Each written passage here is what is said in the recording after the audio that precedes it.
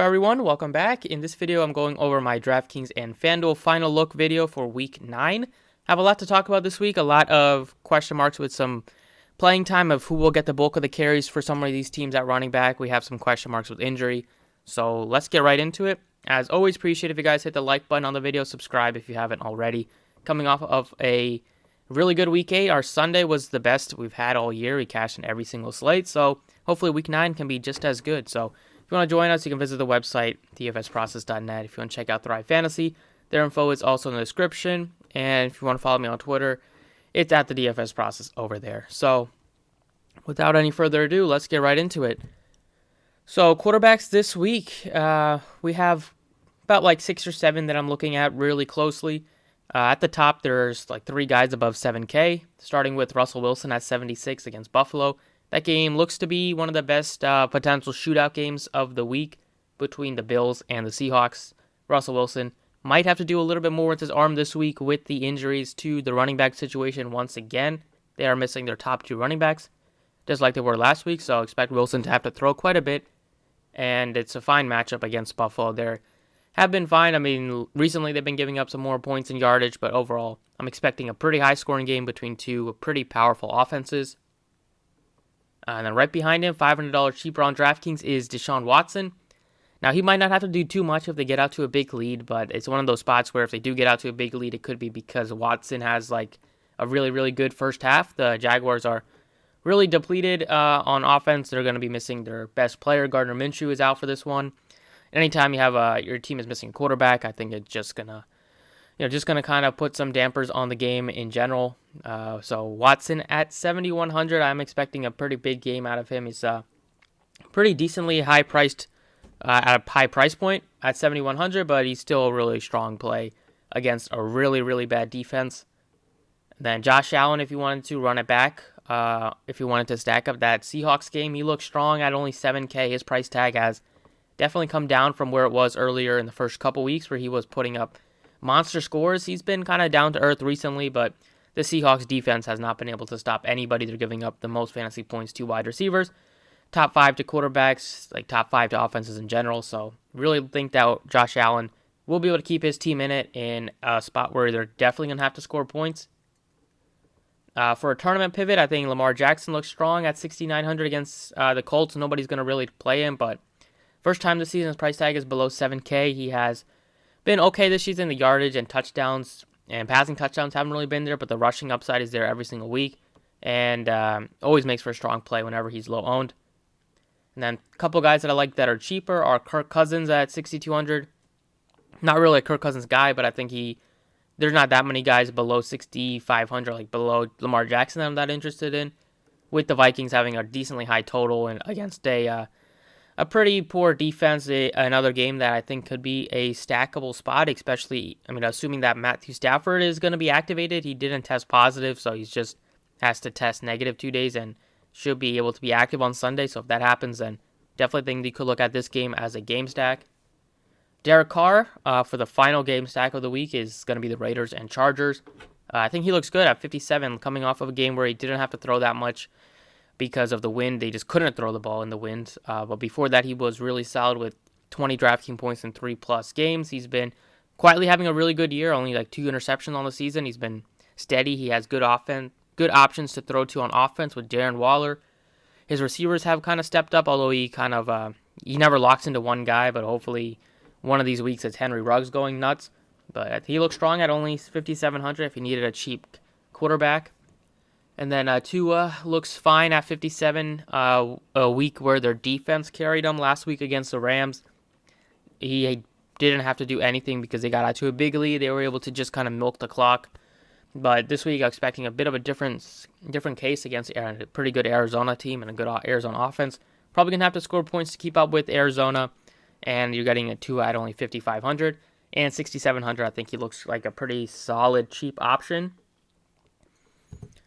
So that's kind of it for the quarterbacks. I think I'll probably go with like Carr or go up for Josh Allen. Moving on to running backs, this position is kind of thin this week. So I'm definitely going to be locking in Dalvin Cook. I think nobody else on the slate has as much upside at the running back position than Dalvin Cook against the Detroit Lions, who are giving up the second most DraftKings points to running backs on the season. Chase Edmonds is going to get a huge uptick in work now that Kenyon Drake has officially been ruled out. So it's against a Miami team, which also gives up a lot of yardage and points, although they have been pretty good pretty good in terms of putting up fantasy points from a defensive end. The defensive side the last couple weeks, I still think Edmonds and that Arizona offense is going to put up some points. They're definitely going to score some touchdowns, and Chase Edmonds at 6,800 is a really, really good price point, especially on Fanduel at only 67. And then we kind of get into some guys I'm not that thrilled about, like Gibson and Johnson, but both are below 6K. Both have pretty solid matchups. Both are the supposedly bell cows of their team. You could look at either one, but I think I'd probably go a little bit cheaper with like maybe DJ Dallas. I have both DJ Dallas and Travis Homer on here because it's kind of up to you who you think is going to get the most work. Last week, Dallas outsnapped Homer by, Homer had 7 snaps. Dallas had 20 plus. Dallas got into the end zone twice. Homer was coming into that game last week with a bit of a question mark. Could have only been used maybe in emergencies. But he did get some playing time, so he was at least healthy enough to play. This week against Buffalo, I'm not really sure who's going to get a lot of the work. Hopefully we kind of get some confirmation from some reporters or something like that. But I think Dallas might get more work because I haven't really seen Pete Carroll kind of lock in Homer as like a 3-down running back. He just doesn't really fit that body type. I think they kind of like to use him on 3rd downs. So if I had to guess, it would be that Dallas gets more snaps again this week. So I think he looks really good at 5K. Now that the Dolphins running back situation is also a mess with who knows who's going to get the carries with now that Breida is out as well. So I think the Seahawks rushing attack is the place to attack and get at least one of these two guys.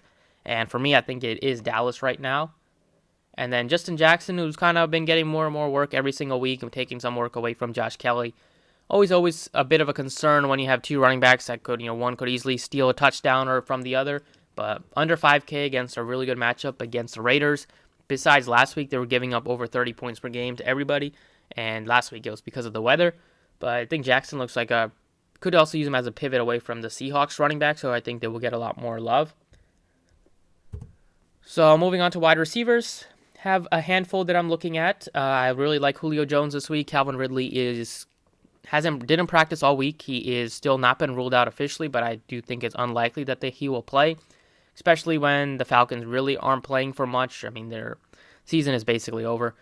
But Julio Jones, 7,200 against the Broncos. I think whenever you get another big piece out in that offense, it's going to really shift to Julio Jones. He had a really good week last week when Ridley left early in the game. He started the game with 2 pretty long completions from Matt Ryan, and this Denver defense has been decimated with injuries like a lot of that team has. But I think Julio Jones looks like one of the better spend-ups of the week on DraftKings. Could also look at DK Metcalf. As always, I always play Metcalf over Tyler Lockett. Last week it worked out perfectly as he put up 40 fantasy points. And this week, I think the matchup is a lot tougher, but I think he can have another strong game because they're going to put up some points against Buffalo. And then you could always play Hopkins, play him against Miami, play him with Kyler Murray if you wanted to. Always a strong play. Every single week, he's going to have a solid projection, and this week is no different. And then 3 guys that I like a couple guys I like below 7K are Allen Robinson against Tennessee, just because that Bears offense is so bad, but at least Nick Foles has one good option to throw to, and that's Allen Robinson. Still waiting for a week where he kind of goes nuts and has multiple touchdowns, but with how bad that offense is, it's going to be tough. But at least he gets a good spot this week against Tennessee, who have been getting beat up by wide receivers all year. So he looks strong on both sides. Adam Thielen looks really good at 6,700 on DraftKings. I think he looks strong, especially if Stafford is in. Then you can kind of feel good about stacking that game up. And then I like Brandon Cooks to pair with maybe Deshaun Watson at 55. Last 3 weeks, he's gotten 9, 9, and 12 targets. Really come alive in that offense. He has huge big play upside and probably could be one of the best value plays of the week.